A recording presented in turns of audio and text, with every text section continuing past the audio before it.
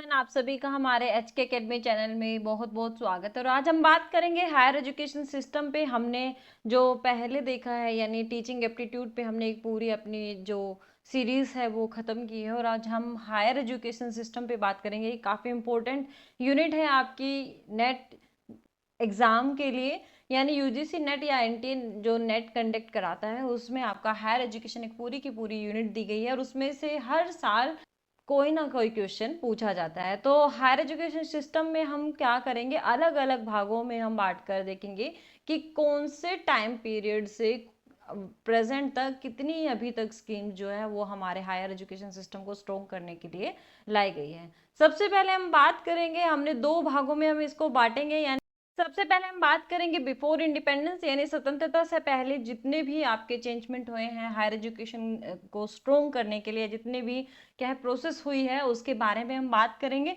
Second part में हम बात करेंगे आफ्टर इंडिपेंडेंस, या फिर स्वतंत्रता के बाद जो है आपकी जो एजुकेशन पॉलिसी आई है या जितने भी आपके कमीशंस रहे हैं उनके बारे में, और उन्होंने क्या क्या अपना अहम योगदान दिया है हायर एजुकेशन सिस्टम को स्ट्रॉन्ग करने के लिए। सबसे पहले हम देखते हैं यहाँ पे एक फ्लो चार्ट में आपको समझ में आ जाएगा कि कौन सी जो पॉलिसी वो कब आई थी और हायर एजुकेशन सिस्टम के लिए, क्योंकि ये काफ़ी बार अब यूजीसी नेट का जो पैटर्न है वो चेंज हो गया है। तो आपको क्रोनोलॉजी में भी पूछ लिया जाता है कि सबसे पहले कौन सा एक्ट आया है कौन सा नहीं आया है, तो इसमें काफ़ी इंपॉर्टेंट है।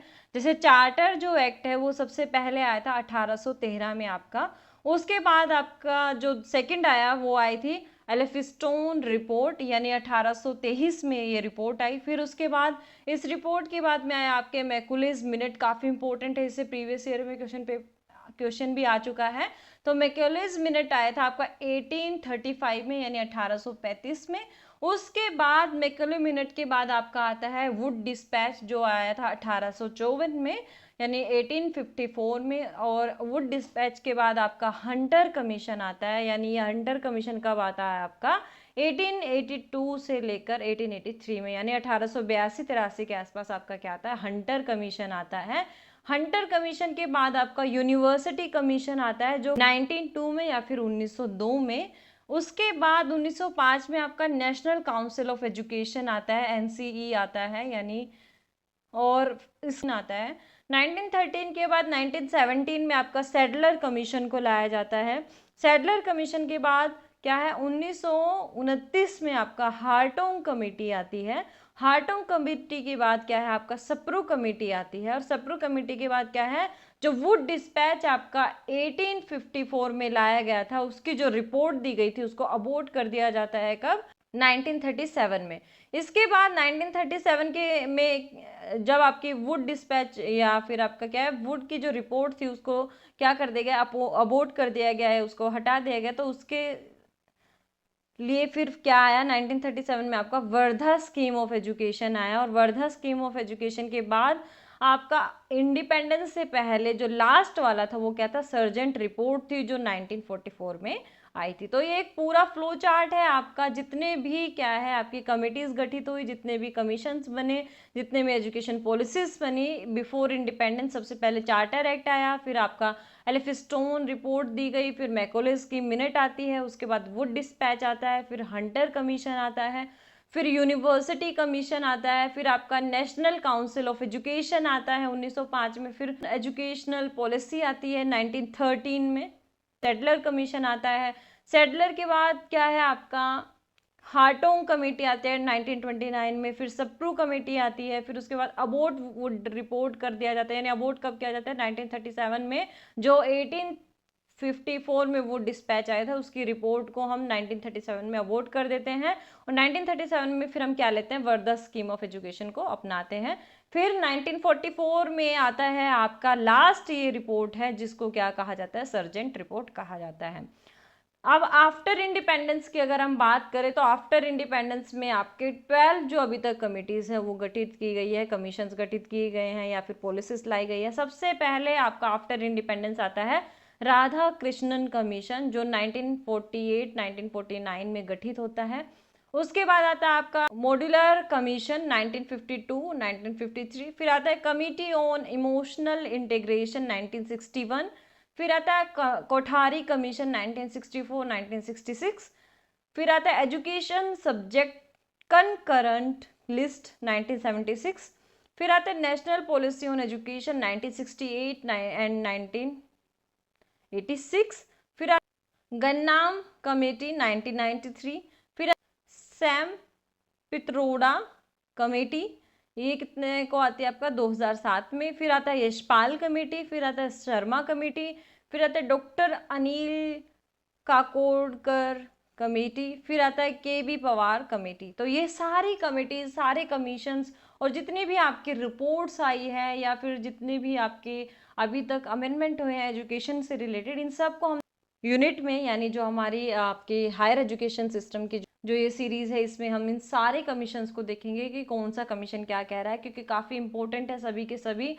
इनमें से प्रीवियस ईयर में क्वेश्चन आए भी हैं और आगे आएंगे भी, तो इसीलिए बहुत इंपॉर्टेंट है। तो आप वीडियो को आखिर तक ज़रूर देखें।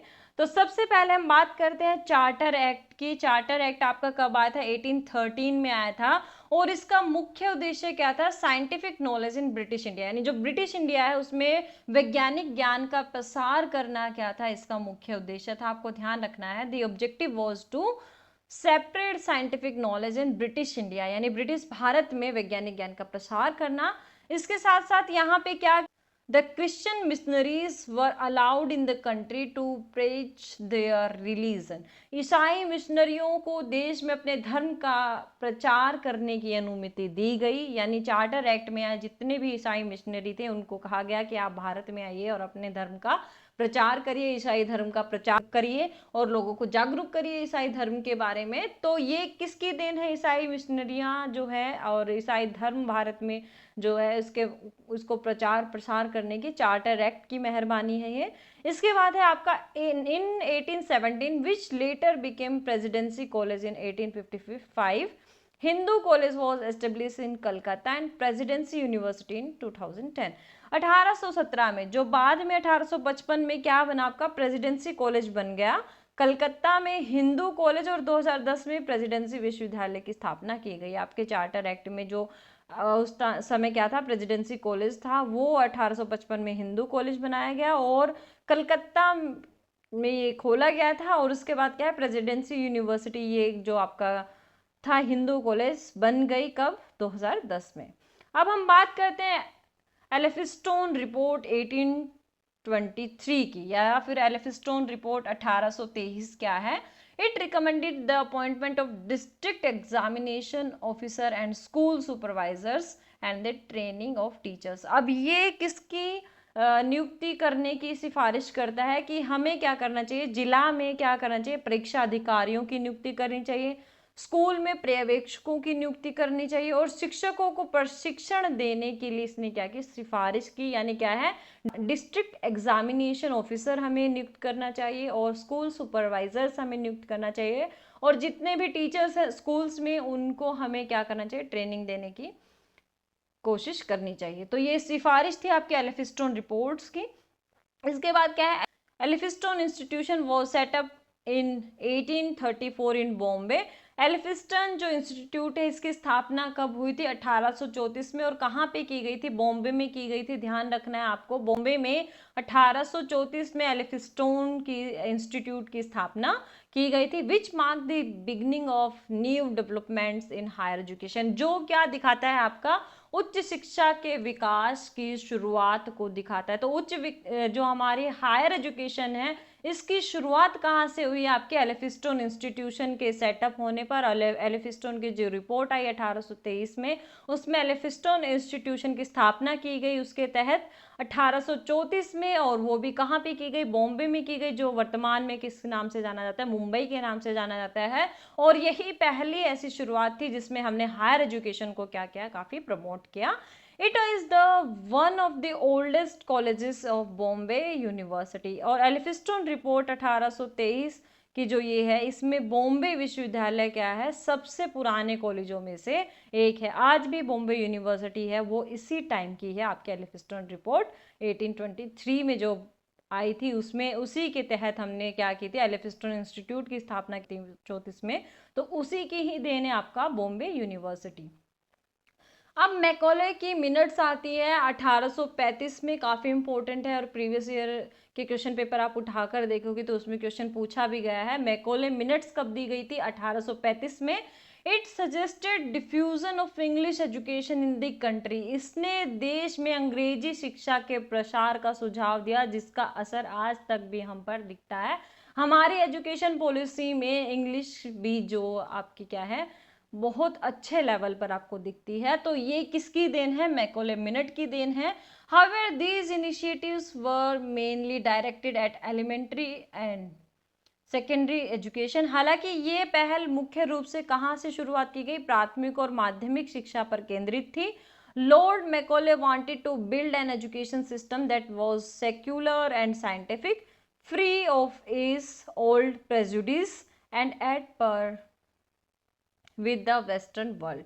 अब क्या है, लॉर्ड मैकॉले एक ऐसी शिक्षा प्रणाली चाहते थे जो क्या हो, धर्मनिरपेक्ष हो, यानी सभी धर्मों के लोग इसमें शिक्षा प्राप्त कर सके। वो साइंटिफिक हो यानी वैज्ञानिक हो, तथ्यपरक हो, उसके साथ साथ सदियों पुराने पूर्वाग्रहों से मुक्त हो और पश्चिमी दुनिया के बराबर हो। यानी जो आपकी वेस्टर्न कंट्रीज में जो फॉलो की जा रही है एजुकेशन सिस्टम, वही भारत में लागू की जाए और जो रूढ़िवादी आपकी परंपरा चली आ रही है, जो एजुकेशन सिस्टम चला आ रहा है, उसको क्या किया जाए, उससे मुक्त हुआ जाए। In this way he played his part in building the modern India. इस तरह जो आपका मैकॉले मिनट है, ये आधुनिक भारत के निर्माण में महत्वपूर्ण भूमिका निभाता है। ये किसको प्रमोट करता है? इंग्लिश एजुकेशन को प्रमोट करता है। दूसरा, ये किसको बिल्ड करना चाहता है, ये किस तरीके का सिस्टम बिल्ड करना चाहता था? ये सेक्युलर यानी धर्मनिरपेक्ष, साइंटिफिक वैज्ञानिक, और उसके साथ साथ जो पुराने पूर्वाग्रह है उनसे मुक्त होना चाहता है, रूढ़िवादी जो परंपरा है शिक्षा की उससे मुक्त कराना चाहता था, और पश्चिमी दुनिया के बराबर हमारे एजुकेशन सिस्टम को बनाना चाहता था। अब आता है आपका वुड डिस्पैच 1854। बहुत इंपॉर्टेंट है ये भी। वुड डिस्पैच जो है, it was first policy measure regarding higher education. ये एक पहली पॉलिसी थी जिसने क्या किया, उच्च शिक्षा के संबंध में पहला नीतिगत उपाय था। आपको ध्यान रखना है कि उच्च शिक्षा का पहला नीतिगत उपाय या फिर first policy measure regarding higher education कौन सी? आपकी वुड डिस्पैच है, जो 1854 में आया था। It recommended the setting up of 3 universities. इसने 3 यूनिवर्सिटीज की स्थापना करने के लिए बोला। कौन सी? एक पहली मद्रास, दूसरी कलकत्ता, तीसरी बॉम्बे। और ये तीनों कब सेटअप की गई थी? 1857 में। काफी इंपॉर्टेंट है ये। 1857 में आपके 3 विश्वविद्यालयों की स्थापना करने की सिफारिश की थी वुड डिस्पैच ने। पहला कौन सा? मद्रास, दूसरा कौन सा? कलकत्ता, तीसरा कौन सा? बॉम्बे। आपको ध्यान रखना है, वुड डिस्पैच जो है ये पहला ऐसा था जिसने हायर एजुकेशन को प्रमोट करने की कोशिश की थी, और उसी के बेसिस पर इसने देश में 3 यूनिवर्सिटी के नाम रिकमेंड किए थे कि आपको मद्रास यूनिवर्सिटी एस्टेब्लिश करनी चाहिए, आपको कलकत्ता यूनिवर्सिटी एस्टेब्लिश करनी चाहिए, और आपको बॉम्बे यूनिवर्सिटी जो है एस्टेब्लिश करनी चाहिए। और इसी वुड डिस्पैच के तहत 1857 में तीनों विश्वविद्यालयों को स्थापित किया गया था। तो ये था आपका वुड डिस्पैच। आई होप सभी को समझ आया होगा। अभी हम और देखेंगे आपका जो सेकंड है हंटर कमीशन, एंड इसके आफ्टर भी और भी सारे जितने कमीशन एंड कमिटीज हैं उनके बारे में, तो वो देखेंगे हम हमारी नेक्स्ट वीडियो में। अगर वीडियो आपको पसंद आई हो तो लाइक कीजिए, हमारे HK अकेडमी चैनल को सब्सक्राइब करना ना भूलें। मिलेंगे नेक्स्ट वीडियो में जिसमें हम सभी कमीशंस के बारे में बात करेंगे पार्ट 2 में। तो बने रहिए हमारे HK अकेडमी चैनल के साथ। मिलते हैं नेक्स्ट वीडियो में, तब तक के लिए थैंक यू।